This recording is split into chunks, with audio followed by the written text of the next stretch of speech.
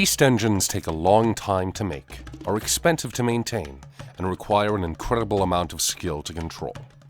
It shouldn't come as a surprise that there are only so many of them in circulation at any given moment. The Sarissa exist to fill this gap.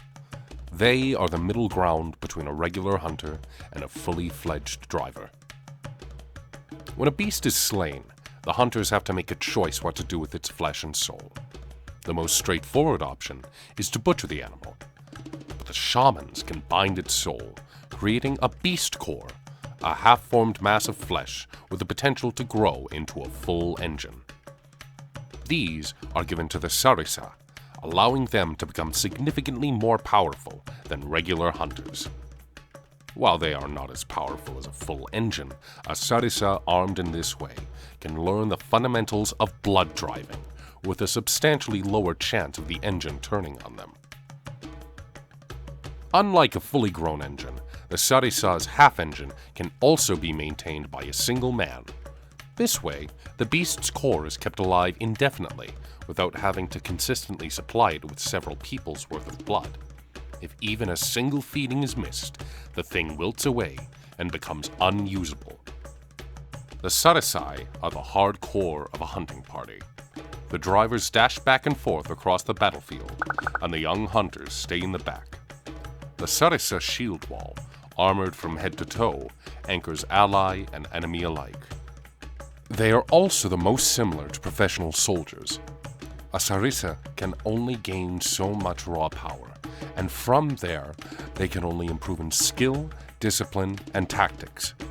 Drivers, on the other hand, can gain a theoretically infinite amount of brute strength, and, as they advance, their fighting styles become increasingly esoteric and chaotic.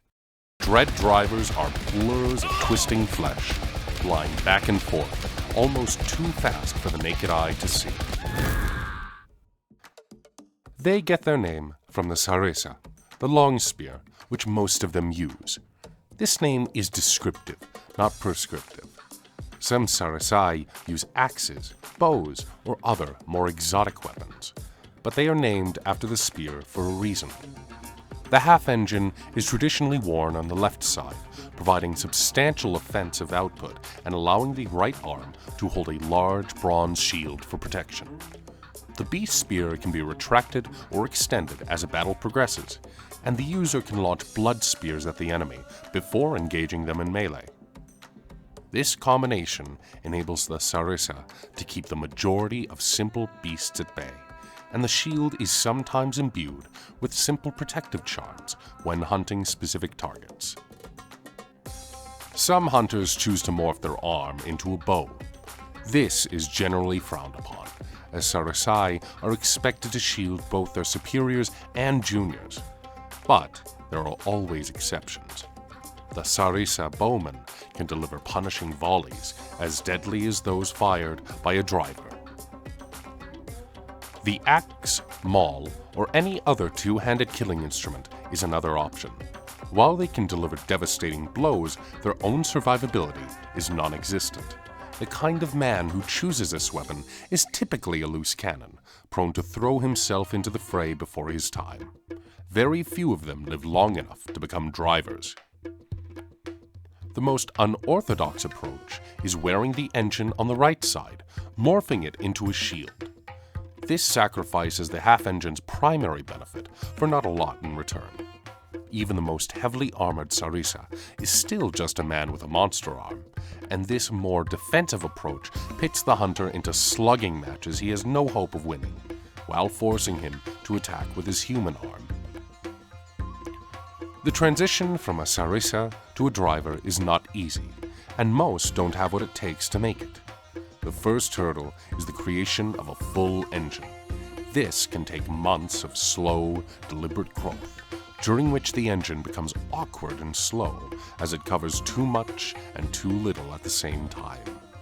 The Sarissa has to either hunt in this state or spend this period out of commission. The Amarkun people have an unusual solution for this problem. They designate armor men to this role, who spend their entire lives growing beast armor on their bodies. Once fully grown, These are sold at exorbitant prices, often in exchange for new beast cores for the men to grow.